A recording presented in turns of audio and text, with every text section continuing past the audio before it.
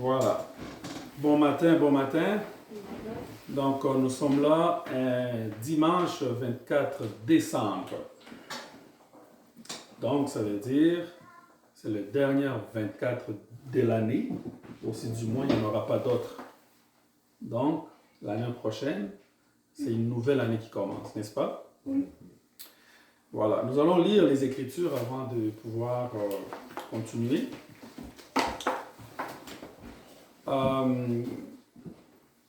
Est-ce que Véro, tu peux nous lire, s'il te plaît, ces Écritures-là? Ésaïe 7, 14. Oui, je vais lire la parole du Seigneur. Ésaïe 7, 14 dit: C'est pourquoi le Seigneur vous donnera lui-même un signe. Voici, la jeune fille sera enceinte et elle enfantera un fils. Elle lui donnera pour nom Emmanuel, qui veut dire Dieu avec nous. Dieu avec nous. Est-ce qu'on peut dire ensemble Dieu avec nous? Est-ce qu'on peut dire ça ensemble? Dieu avec nous.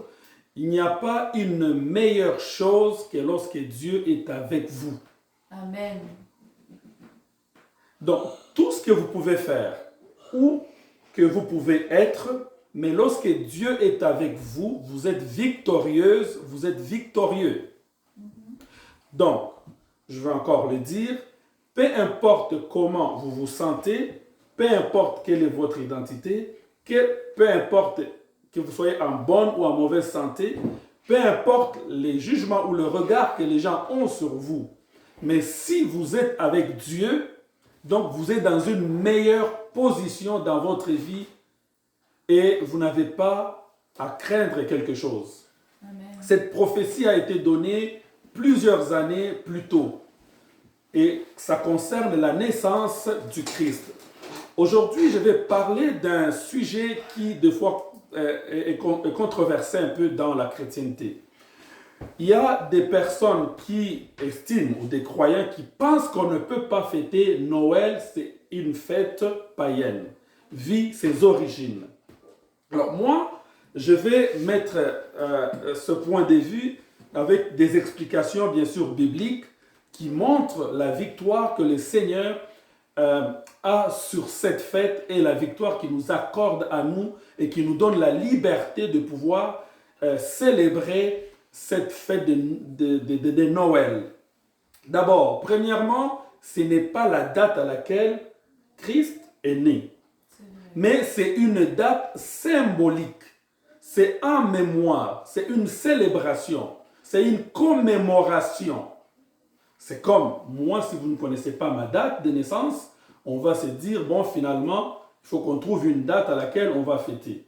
Et du coup, je me dis, pourquoi les gens ont beaucoup de la difficulté à fêter cette fête qui, finalement, nous donne une très grande victoire et nous démontre l'œuvre que Dieu, le créateur de toutes choses, a fait ici sur terre. C'est une très bonne aventure que Dieu lui-même a fait en venant ici pour être avec nous.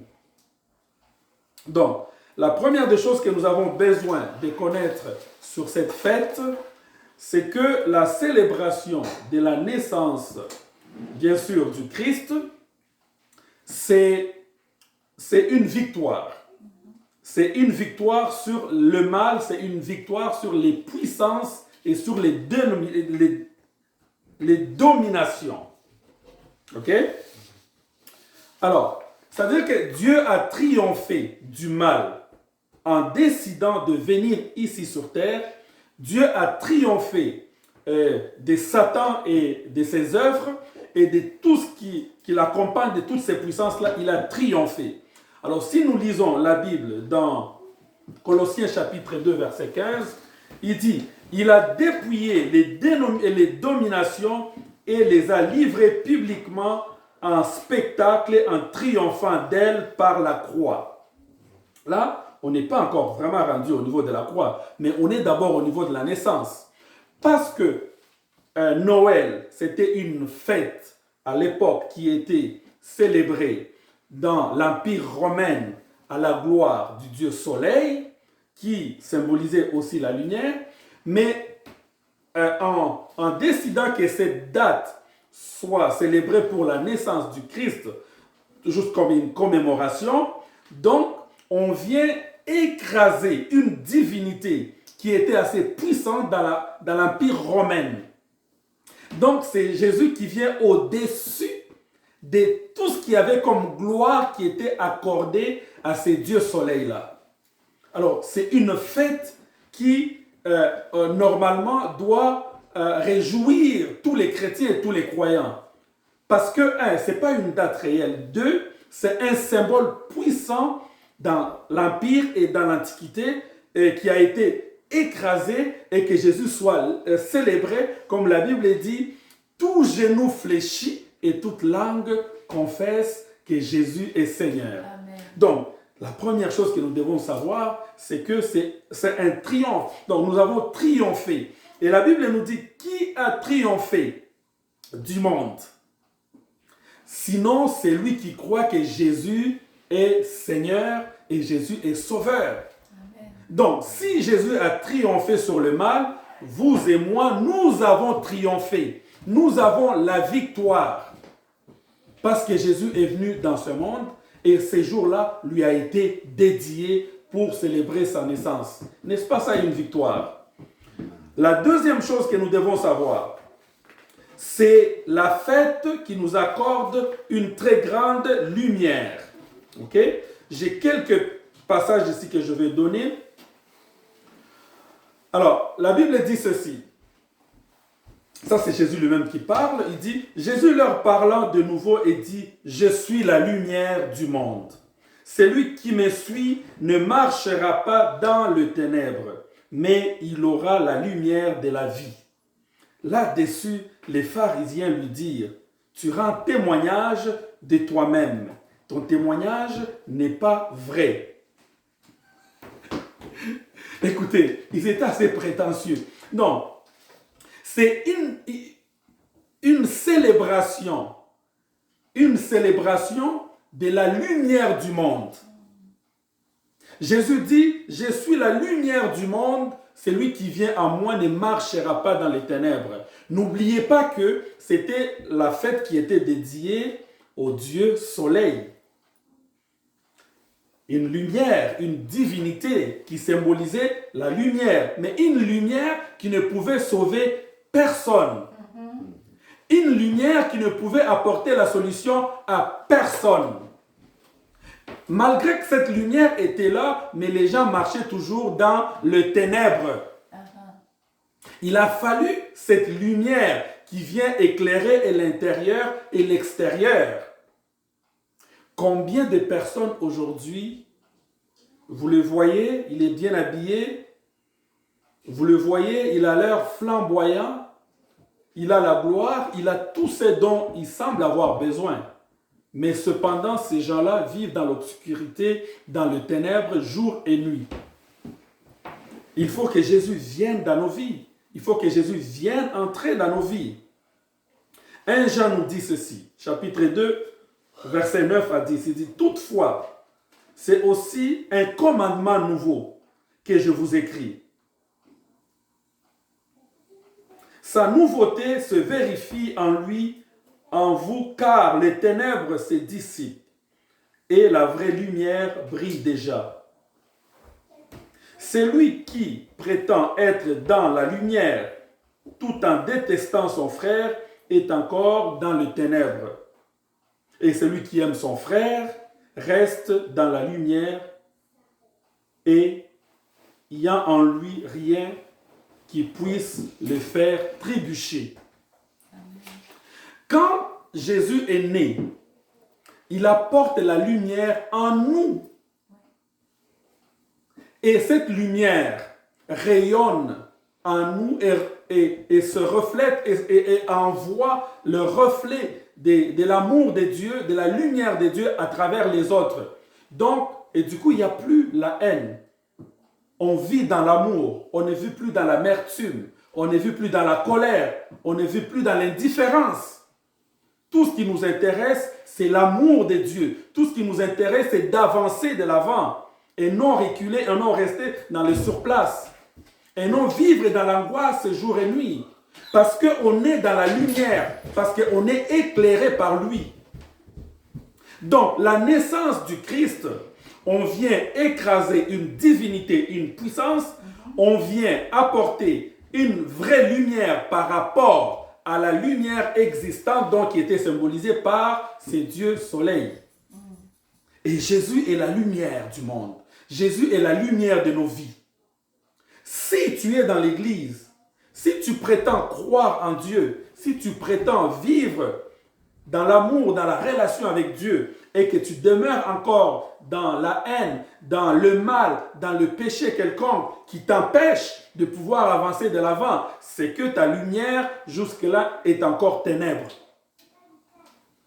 La troisième chose que nous avons besoin de savoir sur la naissance du Christ, un symbole assez puissant. Donc, Noël, c'est aussi la célébration de la générosité de Dieu. Est-ce qu'on peut dire Amen? Amen. Noël, c'est la générosité de Dieu. La Bible nous dit ceci, car Dieu a tant aimé le monde qu'il a donné son Fils unique afin que quiconque croit en lui ne périsse point, mais qu'il ait la vie éternelle. Dieu, en effet, n'a pas envoyé son Fils dans le monde pour qu'il juge le monde, mais pour que le monde soit sauvé par lui. La naissance du Christ, la célébration de la naissance du Christ à cette journée qu'on appelle Noël, c'est qu'on doit se souvenir que un jour, Dieu a envoyé son Fils unique pour le partager avec le monde, pour le partager avec l'humanité, pour que ce Fils naisse en tant que chair, en tant que bébé, afin que un jour qu'il donne sa vie pour toi et pour moi. Et si Jésus n'était pas venu ici, s'il n'était pas né, comme nous venons de le lire dans Ésaïe chapitre 7, il n'était pas né d'une vierge, c'est-à-dire qu'il ne serait pas là, peut-être toi et moi on ne serait pas ici, parce qu'il n'y aurait rien qui allait se passer. C'est un don de Dieu, la célébration, c'est souvenir que Dieu s'est souvenu de nous, Dieu a décidé de partager son Fils avec nous. Et du coup, nous devons nous réjouir et nous devons fêter cette fête-là avec une conscience tout à fait tranquille.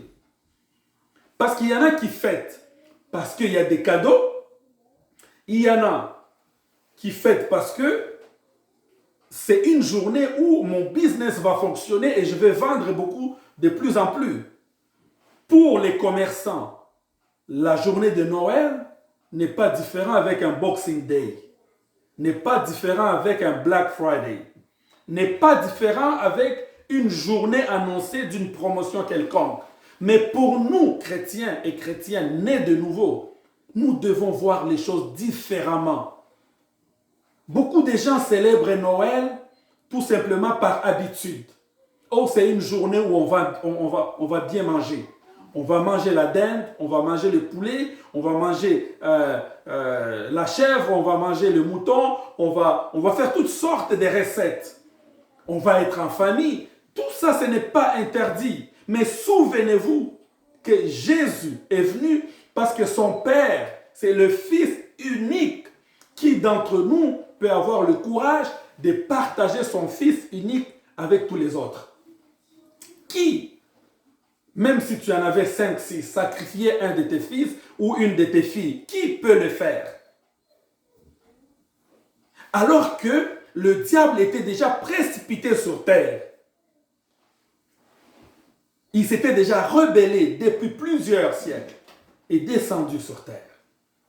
Et la Bible dit même malheur à la terre, parce que le diable est descendu animé d'une très grande colère, sachant qu'il a peu de temps. Dieu sachant que le diable est là, Dieu sachant que le mal est là, Dieu sachant partout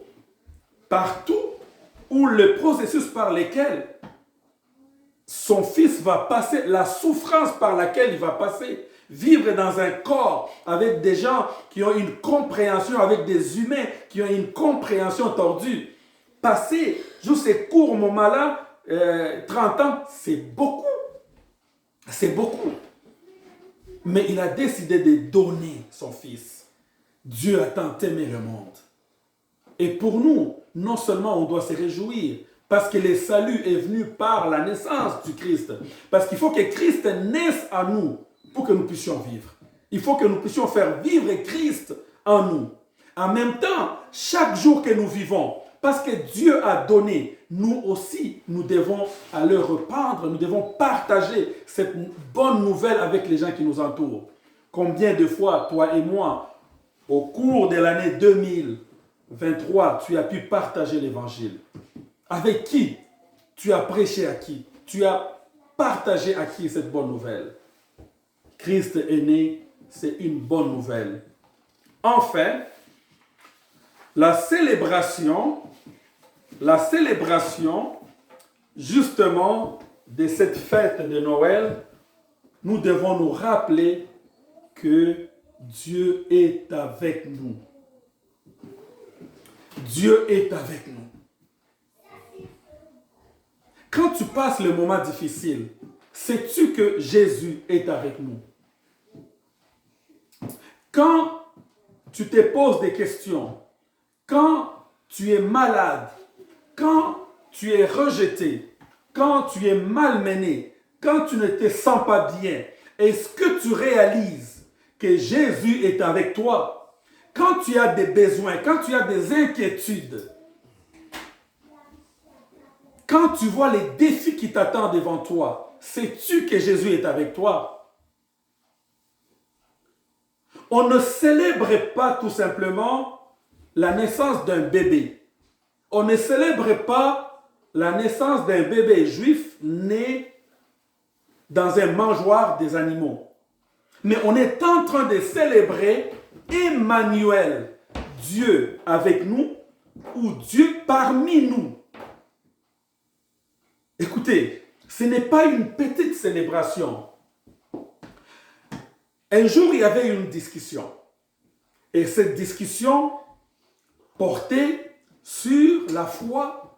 Et cette discussion portait qui était descendant justement d'Abraham, ou de David, ou de tous ces héros-là.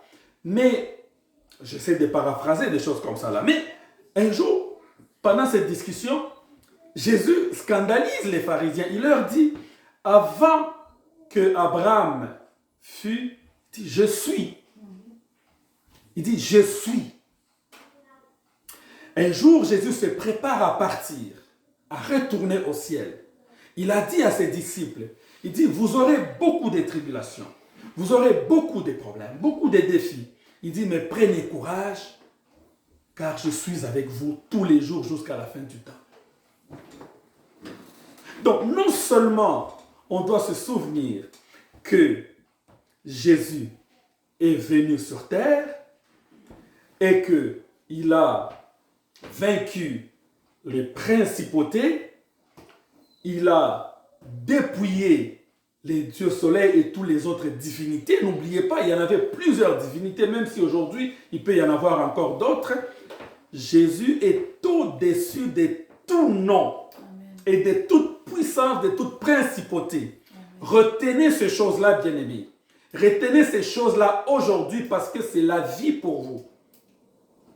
Jésus est né pour régner. Jésus est né pour être au-dessus de tout. Jésus est né pour que vous et moi, nous puissions voir clair, comme les gens disent. Pour que nous puissions voir.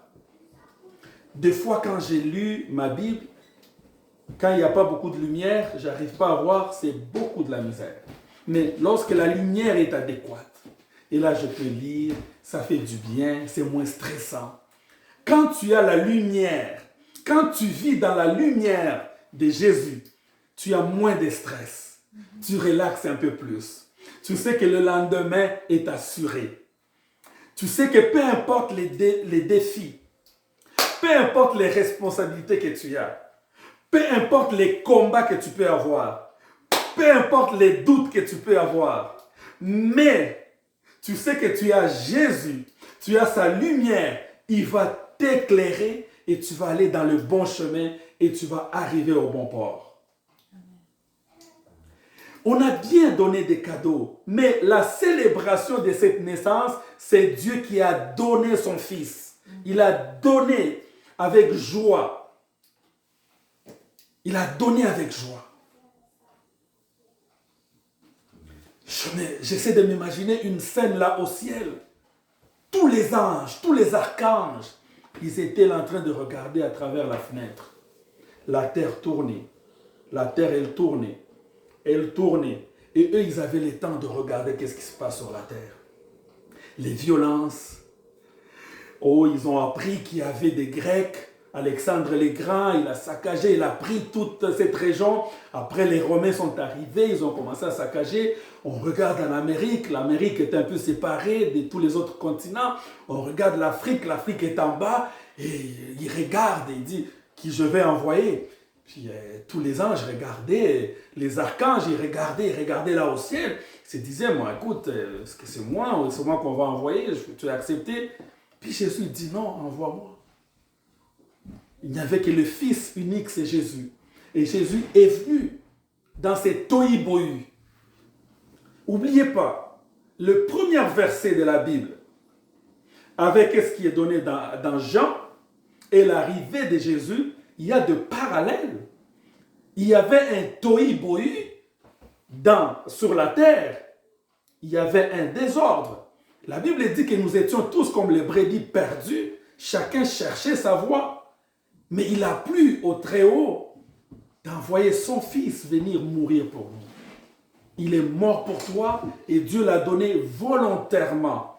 Et ça lui a fait de la joie. C'est pourquoi à la croix, il a dit, Père, Père, pourquoi m'as-tu abandonné? Lama sabachthani. Parce qu'il était dans un moment crucial où sa mission était en train d'arriver à la fin. Et après, il dira, tout est accompli. Et c'est ce Jésus-là qui est né. Donc, peu importe les défis que tu as, les problèmes que tu as, Satan, ses œuvres, ses esprits, ils ont été écrasés. Il les a écrasés, il les a dépouillés. Vous savez, quand il y a une guerre, vous arrêtez les militaires ou les belligérants, vous les dépouillez, vous enlevez les armes. Certains, on les laisse même torse nu. On prend leurs équipements, tout ça. Maintenant, mettez-vous dans un scénario comme ça. Jésus est arrivé, là à la croix, publiquement. Eux, ils pensaient qu'il était en train d'être crucifié, mais il a commencé par écraser le péché. Le péché qui donnait la force à tous ces démons, à tous ces esprits. Il a commencé à écraser un par un. Orgueil, péché, tout ça, impudicité, tous les mal. Il a commencé par les écraser. Et puis, il a mis un seau sur sa tête. Voilà qu'est-ce qu'il a fait. Et finalement, il nous laisse marcher dans sa lumière. Même quand on est faible, il est là. Ici, j'ai déjà tout accompli, j'ai déjà tout vaincu. Voilà pourquoi Jean dit, petits enfants, ne craignez pas. Si vous arrive de tomber, sachez que vous avez un avocat auprès du Père. Oh. Jésus nous a donné la victoire. Si Dieu nous a donné son Fils, nous devons nous réjouir, mais nous devons aussi partager cette bonne nouvelle avec les gens qui sont autour de nous. Comme cette femme samaritaine qui a dit, venez voir, venez entendre cet homme qui a dit tout sur ma vie. Et nous devons célébrer. Enfin, quelles sont les difficultés que tu passes? Quels sont les défis? Quelles sont tes questions? Tes questionnements? Oui, il y a des responsabilités qui nous font peur. Oui, le lendemain, ça nous fait peur. Oui, il y a des gens qui sont autour de nous, des fois, qui ne nous apprécient pas ou qui ne nous comprennent pas. Mais parce que Jésus est avec toi, même si moi je ne te comprends pas en tant que père, en tant que pasteur, Dieu te comprend. Rassure-toi que Dieu te comprend. Dieu t'entend très bien. Rassure-toi que tu es avec lui. Parce que tout le monde passe. Ton boss va passer. ton chef, peu importe qu'est-ce qui t'apprécie, la compagnie qui te paye bien, qui te paye mal, qu'ils apprécient, qui te donne des diplômes de reconnaissance, que tu aies un prix Nobel, que tu aies n'importe quoi, tout le monde finit un jour par t'abandonner. Mais Jésus ne t'abandonnera jamais. Amen. Jamais, jamais, jamais, jamais. Seigneur, nous te bénissons pour ce matin. Seigneur. Bénis chacun de nous, Seigneur, pour ces courts messages que tu nous as envoyés. Daigne visiter chacun de nous, Père. Daigne mettre ta main puissante sur chacun de nous. Les 4 points que tu nous as enseignés ce matin puissent te donner gloire. Que nous puissions te donner gloire. Que nous ne puissions pas avoir peur de fêter cette fête-là, de nous approprier cette fête-là. Parce que tu nous as donné une victoire. Et une victoire certaine. Une victoire complète. Une victoire qui n'a pas de comparable. Père, nous te bénissons. Que ta lumière soit avec nous. Que tu nous donnes cette puissance de marcher sur les scorpions, de marcher sur tous les démons, tous les esprits, tout ce qui est comme de Satan, pour que nous puissions avoir la vie.